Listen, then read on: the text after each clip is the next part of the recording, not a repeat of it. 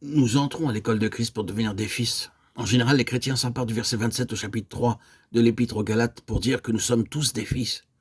Nous le sommes potentiellement en raison de l'œuvre que le Seigneur a accomplie pour nous et en raison de la position que nous avons dans cette œuvre.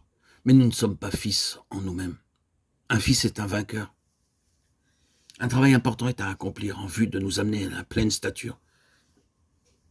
C'est pourquoi le chapitre 12 de l'Épître aux Hébreux nous parle de l'éducation des fils en relation avec Sion, la Sion céleste. Elle signifie ensoleillée. Elle est l'Église selon la pensée céleste de Dieu, en Jésus-Christ. Les Lévites sont ceux qui parviennent à l'état de fils. Ce sont des mots différents qui désignent les mêmes personnes. L'Épître aux Hébreux, chapitre 12, verset 6, nous parle de l'éducation des fils. Car le Seigneur châtie ou corrige celui qu'il aime. Il frappe de la verge ceux qu'il reconnaît pour ses fils.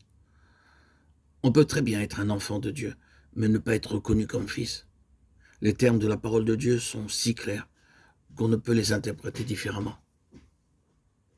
Sommes-nous reconnus comme ses fils? La discipline n'est pas pour les enfants, mais pour les fils. Dans ce chapitre qui nous parle de la discipline, le mot châtiment peut être remplacé par discipline ou correction. Selon le verset 7, supporter la correction ou la discipline, c'est comme des fils que Dieu vous traite. Dieu s'occupe de nous. Il a chargé le Saint-Esprit de faire de nous des fils et de nous façonner selon l'image de son Fils par les voies de Dieu. L'une des plus grandes prières de Moïse se trouve dans le chapitre 33 du livre de l'Exode. Fais-moi connaître tes voies, alors je te connaîtrai. On ne peut pas connaître Dieu en dehors de ses voies. Nous avons nos voies, mais nous apprenons à connaître Dieu par les voies de Dieu. Quelles sont ces voies? Ce que le Seigneur dit à ceux qui l'acceptent. Tu renonces à vivre pour toi-même et par toi-même. Tu te charges de ta croix et tu me suis. Ces hommes-là dont il est question sont appelés vainqueurs. Dans les temps de la fin où nous sommes, Dieu maintient son témoignage en dépit de tout. Il veut de l'or pur.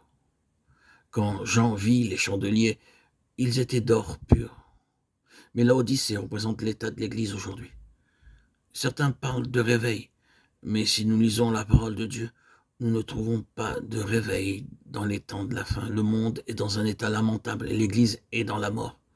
C'est le message à l'Église de l'Odyssée. Tu crois que tu es riche, mais tu es pauvre. L'Odyssée, c'est l'état du peuple de Dieu aujourd'hui. Il suffit de lire les 7 lettres aux églises du chapitre 3 de l'Apocalypse pour s'en rendre compte. N'allons donc pas au-delà de la parole quand nous parlons de réveil. Il est ahurissant de voir comment les esprits séducteurs répandent des doctrines de démons, des enseignements erronés, et ces doctrines se propagent comme le vent.